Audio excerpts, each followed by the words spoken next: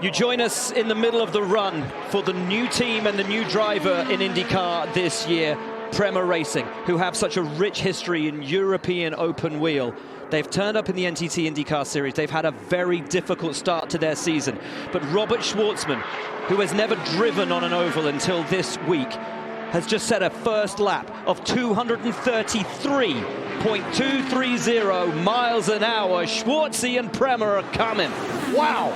Are you kidding me? A brand new team, a driver with no experience, 25 years old, out of Tel Aviv, goes 233.1 on lap 2, and hello Indianapolis, these guys are for real. He's making it look easy too, Townsend. The car looks stable, the line looks great, there's no movements, no corrections. Throttle has been pinned since he started this run. This is phenomenal for a team that barely made it out on track for the first day of practice. They were still getting their cars sorted. Sorted they are. This is a young man who had the weight of responsibility for being a reserve driver at the Ferrari Formula One team for the last few seasons. He knows how to handle pressure, and let me tell you, he knows how to drive a race car. 232.0, massive drop-off though for lap 3. Really, really big drop-off. We're kind of more used to seeing that first little crack of the throttle there off of 2.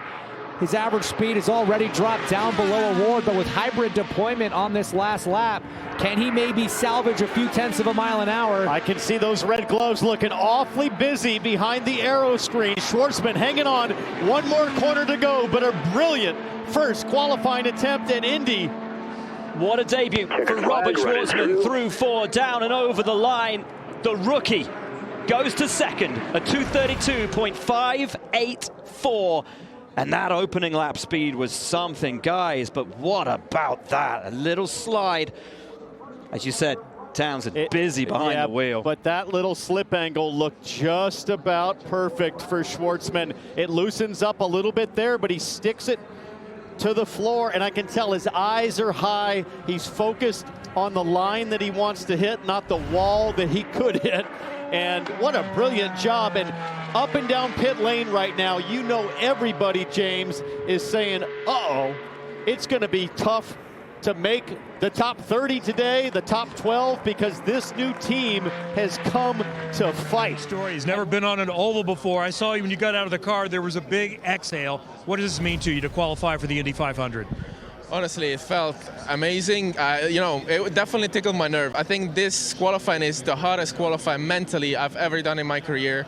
And you know, I've driven different categories. I've driven Formula One car, and it never felt so challenging, because here it's not only 1 lap, it's 4 laps. You have to be super precise, consistent. And honestly, whenever I did my first lap, I was like, damn, 233. I was like, we're fast. I was like, fast, that's nice. So I was like, okay, I gotta keep going. And then obviously from lap 3, it started to be a bit more loose, and I was like, ooh, I need to play with it. But I was still holding on. I was like, I just need to finish these 4 laps. And when I passed by, when I finished, I was like, you know, I had a relief. I was like, whew. And then I looked, and we were like really close to Pat, and I was like, oh, I think it was a good run.